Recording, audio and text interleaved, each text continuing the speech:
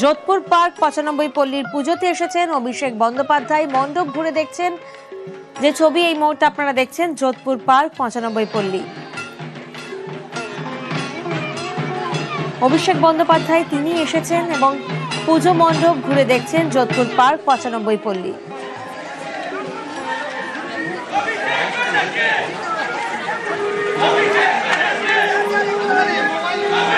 এক ঝাঁক কচি কাচাদের নিয়ে দাঁড়িয়েছেন অভিষেক বন্দ্যোপাধ্যায়। অনেকেই ফটো তুলছেন, ক্যামেরা বন্দি করছেন এবং যোধপুর পার্ক 95 পল্লীর পুজো আপনারা দেখছেন, যেখানে এসেছেন অভিষেক বন্দ্যোপাধ্যায়। কচি কাচাদের সঙ্গে কথা বলছেন, মণ্ডপ ঘুরে দেখছেন। নবমীতে পুরো দমে চলছে ঠাকুর দেখা এবং অভিষেক বন্দ্যোপাধ্যায় তিনিও বেরিয়ে পড়েছেন যোধপুর পার্ক 95 পল্লীর পুজো ঘুরে দেখছেন। তিনি কথা বলছেন কচি কাচাদের সঙ্গে।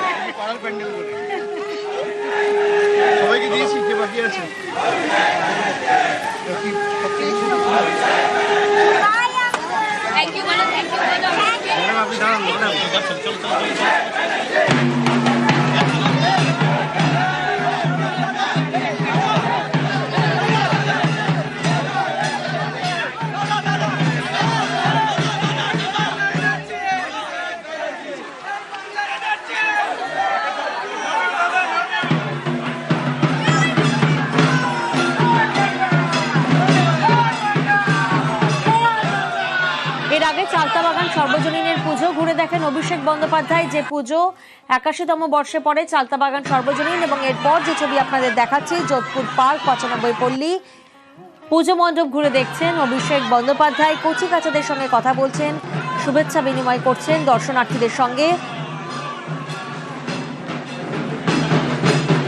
যোধপুর পার্ক 95 পল্লীর মণ্ডপে অভিষেক বন্দ্যোপাধ্যায়।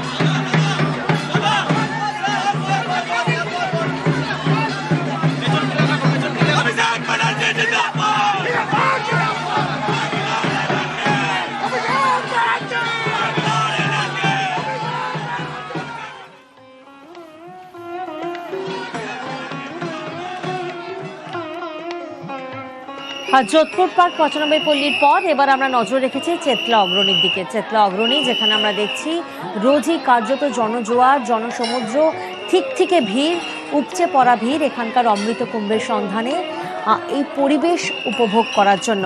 প্রতিনিধি ইরন আমাদের সঙ্গে রয়েছেন, সরাসরি ইরনের কাছে যাব। ইরন, নবমীর শুভেচ্ছা জানাই তোমাকে। এবং দর্শনার্থীদের সঙ্গে আমরা কথা বলছি, আমাদের প্রতিনিধিরা কথা বলছেন, তারা বলছেন রোজ এক একটা নতুন নতুন জামা পরে তারা বেরোচ্ছেন, এবং তোমাকেও দেখছি রোজই নিত্য নতুন পাঞ্জাবি পরে তুমি লাইভে দাঁড়াচ্ছ। আজ কত নম্বর পাঞ্জাবি? শুরুতেই তোমাকে শুভ নবমী। আর নবমী মানেই একটা শেষের দিকে এগিয়ে যাওয়া। না, আমরা শেষের কথা বলবো না, কারণ নবমী এখনো অনেকটা বাকি। আর এখন পুজো মানে তো দশমীতে শেষ নয়, আরও দিন দুয়েক, আরও দিন তিনেক দেখা যায়। পাঞ্জাবির সংখ্যা হিসেবে যদি বলো, তাহলে প্রত্যেক দিনে একটা শুধু পাঞ্জাবি নয়, ধুতি এবং পাঞ্জাবি বাঙালিয়ানা ট্র্যাডিশনে এই পোশাক আমার বেছে নেওয়া। কারণ পুজো উৎসব, বছরে একবার, এই উৎসবে সামিল হতে আমরাও যারা সাংবাদিকতা করি তারাও বিভিন্ন মণ্ডপে পৌঁছে যাই নিউজ 18 বাংলার মাধ্যমে, আম জনতার কাছে পুজো তুলে ধরি। আর আজ আমি এই মুহূর্তে রয়েছি চেতলা অগ্রণী।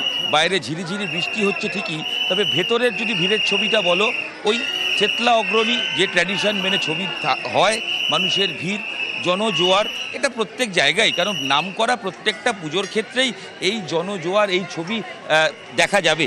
সেই ছবিটার মধ্যে নতুনত্ব কিছু নেই, কারণ এটাই নিউ নর্মাল, বা এটাই তো ন্যাচারাল। এই বিষয়টা আমি প্রতি মুহূর্তে যখন দেখছি, তাদের সঙ্গে যদি কথাও বলি, যদি এতক্ষণ দাঁড়িয়ে কষ্ট করে এই যে থিমটা দেখা, বা এটাই তো একটা অন্যরকম পাওনা, বলুন। অবশ্যই অবশ্যই খুবই অন্যরকম পাওনা, আর এটা দারুণ হয়েছে, আর দেখে মনটা ভরে গেল। কোনটা লাগলো? এটাকে আমি এতক্ষণ দেখেছি, এটাকে সব থেকে বেশি ভালো লেগেছে। আর এইটা এত যে ভিড়ে দাঁড়িয়েছিলাম, দাঁড়িয়ে থেকে এই ঠেলাঠেলি খেয়ে যে এই যে দেখতে পাচ্ছি, মানে মনটা ভরে গেছে। এই জন্যই তো আশা, পুজোয় মন ভরে যাবে, এবং সেই কারণেই তো আশা।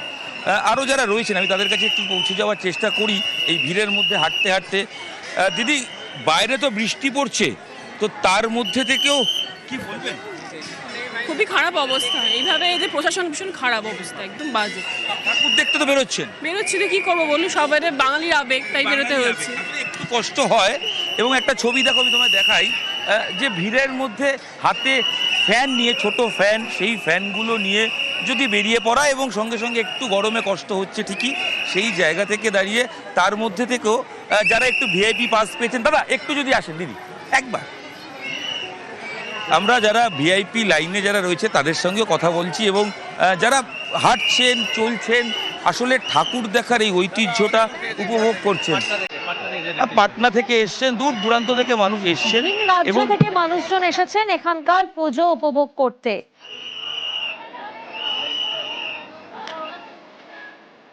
12 মাসে 13 পার্বণ বাঙালির শ্রেষ্ঠ পার্বণ দুর্গাপূজা। আর দুর্গাপূজা অর্থাৎ যার শেষ ল্যাব, শেষ লগ্ন হচ্ছে নবমী। এই নবমী শেষ হতে তার মাত্র কয়েক ঘন্টা। নবমীর পুজো শেষ হতেই দশমীর প্রস্তুতি শুরু হবে, কিন্তু ঠিক তার আগে কলকাতার যেমন ছবিটা আপনাদের দেখালাম, একটু জেলার দিকেও নজর রাখি। জেলার ছবিটাও দেখাই আপনাদের। সরাসরি আমরা নজর রাখবো এবার হুগলির দিকে। হুগলির গ্রামীণ জেলা পুলিশ দুর্গোৎসবের ছবি এই মুহূর্তে আপনারা দেখছেন। রানা প্রতিনিধি আমাদের সঙ্গে রয়েছেন। রানা, নবমীর শুভেচ্ছা জানাই তোমাকে। এই মুহূর্তে এই পুজোতে অর্থাৎ যেখানে তুমি আছো সেখানকার আমেজ কেমন? কারণ একেবারে নবমী শেষ হতে আর মাত্র কয়েক ঘন্টা। একদমই তাই প্রিয়াঙ্কা, দেখো তোমাকেও কিন্তু নবমীর সান্ধ্যকালীন শুভেচ্ছা জানাই। পাশাপাশি নিউজ 18 বাংলা যারা বাড়িতে বসে এই প্রাণের পুজো দেখছে তাদেরকেও জানাই শুভেচ্ছা। যেটা হচ্ছে নবমী মানেই কিন্তু আর কয়েক ঘন্টার পরেই কিন্তু দশমী পড়ে যাবে। এই নবমীর কিন্তু প্রতিটা মুহূর্ত কিন্তু 1 মিনিট করে তারা কিন্তু কেউ সময় নষ্ট করতে চাইছে না। প্যান্ডেলে প্যান্ডেলে যেমন মানুষের ভিড় বাড়ছে, সেরকম আমি হুগলি গ্রামীণ পুলিশের ৪র্থতম বর্ষের দুর্গোৎসবেতে আমি এখানে দাঁড়িয়ে আছি, যেখানে বলা যায় যে এই যে সাবেকি প্রতিমাটা তৈরি করেছেন পুলিশেরই একজন অফিসার, তিনি কিন্তু প্রতিমাটা নিজে হাতে তৈরি করেছেন। এখানে কিন্তু একটা পুলিশ পরিবার যারা সারা বছর যারা আইন শৃঙ্খলার কাজে যারা সবসময় নিজেদের মানে ছুটে বেড়ায়, সেখানেও কিন্তু পুজোর 4 দিন তারা এই পুলিশ লাইনে পুজো করে, খাওয়া দাওয়া করে, জমিয়ে আড্ডা মারে। কথা বলো নবমী কীভাবে তাদের কাটছে আর কয়েক ঘন্টা পর কি বলবেন? নবমী তো প্রায় শেষ লগ্নে। নবমী শুভ সন্ধ্যায় আপনাদের সবাইকে শুভেচ্ছা জানাই। আমাদের এই যে পুলিশ লাইনের বড় সাহেব যে আমাদের পূজার ব্যবস্থা করে দিয়েছেন, আমরা এতে খুবই আনন্দ পাই। উনি পূজার সাথে সাথে খাওয়া দাওয়ার সব কিছুরই ব্যবস্থা রেখেছেন। আমরা পূজাটাকে এখানেই উপভোগ করি, যাতে আমাদের মনে কোনো অভিযোগ না থাকে, সেই দিকে বড় সাহেব খুব যত্ন রেখেছেন। খাওয়া দাওয়া মানে চলছে তো পূজা, একেবারে আমরা বুঝতেই পাচ্ছি প্রত্যেকেই কিন্তু প্রত্যেক দর্শনার্থী একেবারে চেটেপুটে উপভোগ করছেন। আর এবার আমরা সরাসরি চলে যাব বিষ্ণুপুরের দিকে। বিষ্ণুপুর, সেখানেও কিন্তু শেষ ল্যাপে উপভোগ চলছে।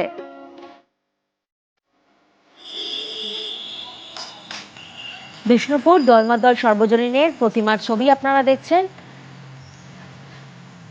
দেবব্রত প্রতিনিধি আমাদের সঙ্গে রয়েছেন, সরাসরি দেবব্রতর কাছে যাব। দেবব্রত, নবমীর শুভেচ্ছা জানাই তোমাকে। এই মুহূর্তে ভিড় কেমন দেখছো যেখানে আছো তুমি? একদমই নবমীর শুভেচ্ছা তোমাকেও। এই মুহূর্তে আমি যদি একটু দেখাই, আমার ক্যামেরা পার্সনকে বলবো একটু দেখানোর জন্য। জাস্ট 2 থেকে 3 মিনিট আগে বৃষ্টি কমেছে, তারপরেও কিন্তু বৃষ্টিতে ভিজেই মানুষ কিন্তু এসেছে, ভিড় জমিয়েছে। কেউ ভিজে ভিজে সেলফি তুলেছে, কেউ ছবি তুলেছে দলমাদল সর্বজনীন দুর্গাপুজো। আমি কয়েকজনের সঙ্গে একটু কথা বলি। বলছি দিদিভাই, কোথা থেকে এসছেন? আমি মেনলি কলকাতার, কিন্তু আমার বাড়ি এখানে পাশেই গেলিয়া। আচ্ছা, এই বৃষ্টিতে কতটা সমস্যা হলো নবমীর সন্ধ্যা? পুজো টুজো মিটিয়ে, বাড়ির পুজো মিটিয়ে যেরকম আসা যায়, আমরা প্রতি বছরই আসি এখানে, তো আসতে তো হবেই, একটা দিন তো আসতেই হবে নিজের বাড়ির পুজো মিটিয়ে। ভালো লাগছে এখন? হ্যাঁ, এখন ভালো লাগছে। আমি আরো কয়েকজনের সঙ্গে প্রিয়াঙ্কা যদি একটু কথা বলি। বলছি দিদি ভাই, নবমী কেমন এনজয় করছেন? বৃষ্টিতে বাচ্চাকে নিয়ে একটু সমস্যাই হচ্ছে, কিন্তু ভালো লাগছে। একেবারে দেবব্রত, বৃষ্টিতে একটু সমস্যা হচ্ছে ঠিকই, কিন্তু বৃষ্টি আর বাঙালিকে আটকায় কি করে? প্রত্যেকেই